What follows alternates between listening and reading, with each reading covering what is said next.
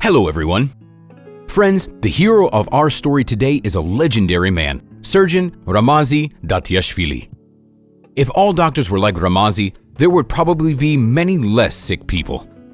Watch till the end and you'll see how life turned out for him and for the girl he saved. It's just incredible.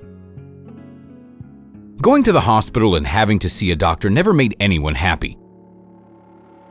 But if all doctors were like today's hero, it could all be different. The story that made him famous happened in 1983 in Lithuania. One summer day, the father of little Rasa started the mower and began to cut the grass, while his twin daughters were playing hide-and-seek in it. The man had barely started the motor as he heard a child scream. Jumping out of the mower, he saw his daughter Rasa with her legs cut off. In a shocked state, he immediately ran for help. As the child's scream echoed through the field, people dropped what they were doing and ran to help the girl. The paramedic Elena Krivitskina, who came to the rescue, managed to stop the bleeding somehow and administered anesthetic. She picked up the legs of the 3-year-old girl and drove after the car, which was quickly brought around by a local worker. Rasa was brought to the surgical department of a local hospital in the town of Radviliškis, but Lithuanian doctors said that they couldn't do this kind of surgery. The child had to be taken to Moscow to reattach the legs. To do this, the authorities made urgent arrangements for a Tu-154 plane and cleared the air corridor. But it turned out that in all the commotion, they forgot the girl's legs at the hospital.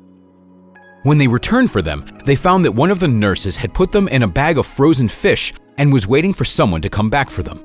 Time passed inexorably, reducing the chances of success of the upcoming surgery. While Rasa was in the air, a Moscow surgeon named Ramazi Datiashvili had just completed a complex surgery that lasted 12 hours. He was about to go to bed when the phone rang. He was told that a 3-year-old girl whose legs had been cut off would soon arrive. Half asleep, Ramazi got out of bed and tried to think through what he had just heard. He went to the city hospital number 51, which was for adults. Still on his way, Ramazi already knew that many difficulties would arise and he would need to deal with them. Since the hospital anesthesiologists only worked with adults, they didn't know how to work with children and thus denied Ramazi anesthesia. At the time, finding the right people and getting them to come to work in the middle of the night was very challenging. First, Ramazi called the main department at the institute, but he got denied again. It was the summer, and academic institutions were usually closed for repairs at that time, and their operating room turned out to be closed for repairs as well. They did, however, find a pediatric anesthesiologist, but couldn't send them to another hospital as the doctor was on call. So, where could they do the surgery? Ramazi Datiashvili went to the Filatov hospital and spoke to the on-call surgeon who said, "We can't even amputate legs here, and you want to reattach them? Just treat the wound and sew it up," he advised. "No, I will reattach her legs," the young 33-year-old surgeon Datiashvili firmly replied. By the way, the Filatov hospital was the leading pediatric hospital in the entire USSR at the time. It was there that Ramazi began the operation to save little Rasa. He didn't get treated well.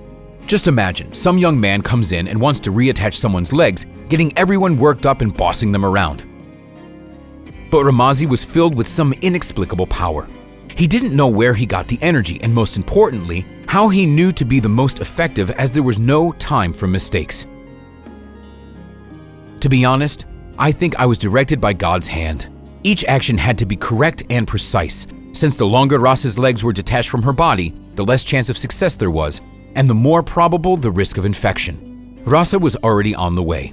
Ramazi had been making arrangements on his phone for several hours now. Every half an hour, he ran out to the reception area to see if Rasa had been admitted yet. I was waiting all night, and finally, at 6 a.m., Rasa arrived.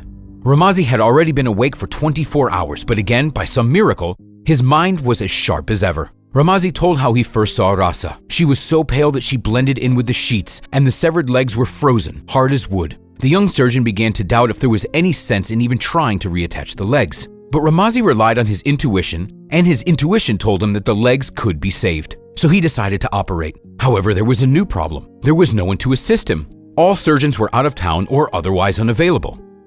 So Ramazi called Yasha Brandt, whose child was sick, but Ramazi managed to persuade him to come in. Elena Antoniuk was the operating nurse. She is a doctor now, but she was just a student at that time, who Ramazi believed in. 4 hours into the surgery, Ramazi had to let them both take a break because they were tired, but he didn't leave. Ramazi understood that if he stopped even for a minute, he wouldn't be able to continue as he would simply drop from exhaustion. It was sheer willpower that helped him concentrate and up on his feet. When the assistants returned an hour later, they found Ramazi painstakingly reattaching one vessel after another. It seemed as if nothing else existed for him. He lived in his every movement. He seemed to have merged with the legs of the little patient, as if they were his whole universe. Yasha noticed that it didn't look like a regular surgery. It looked like magic. And there went the last stitch and Rasa's warm feet. Ramazi Datiashvili fell to the floor from exhaustion and immediately fell asleep. He did everything possible and impossible. Rasa's legs were saved. The long rehabilitation and new problems lay ahead. Rasa is a hero. She endured a lot. Now look, what does it say there? It says, Rasa, my dear girl. When information about the unique surgery leaked into the media, they simply rushed to the Filatov hospital, which was furious that it wasn't their doctor that got all the praise, but some young hotshot. What do you want with him? The doctors of the Filatov hospital would say. He only reattached one leg, and the other was reattached by our surgeons. But they couldn't hide the truth. The hero of that fateful day was Ramazi Datiashvili, whom the whole world now knew about.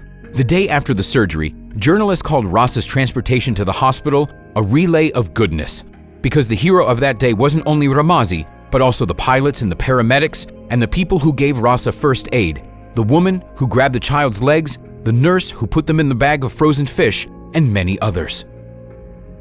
The girl woke up famous. People from all over the world sent her letters, toys, and fruits. Still, I thank God for sending me such a test. I managed to pass it. And I am grateful to the world for having people like Rasa and other patients who I've helped, says Ramazi Datiashvili. The girl's rehabilitation took a very long time and was difficult. Keeping a 3-year-old child in bed wasn't an easy task. Ramazi was there all the time. He literally carried his patient in his arms and became like a father to her. I reattached her legs. I had to make sure that they were functional and she could walk, said the surgeon. He didn't leave Rasa's side until she took her first steps. I heard many times that when I took my first steps, Dr. Ramazi Datiashvili even shed a tear. He treated her like his closest and dearest person, whom he didn't give birth to, but had saved. They call up each other and have remained friends to this day. Ramazi Datiashvili now works as a microsurgeon and a professor of surgery in the Department of Plastic Surgery at the University of New Jersey. He moved to the United States in 1991.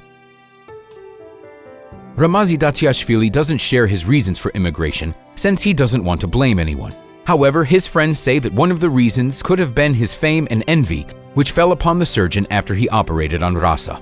And not only the envy of his colleagues of the same level, but also those of higher ranks, professors and doctors of sciences. He only wanted to do his job well, but was forced to leave the country, they said. Thus, Russia has lost yet another brilliant person. The last time Ramazi Datiashvili was in Russia was 2 years ago, when he flew there to shoot the Let Them Talk show. You see, if a person had a medical breakthrough by being the first one to ever reattach someone's legs, it could be called a breakthrough. He risked a lot, but he succeeded, and they didn't forgive him for that. Well, that's it, friends. Give us a thumbs up if you liked this video. Don't forget to comment and subscribe to our channel. Thanks for watching, and we'll see you next time.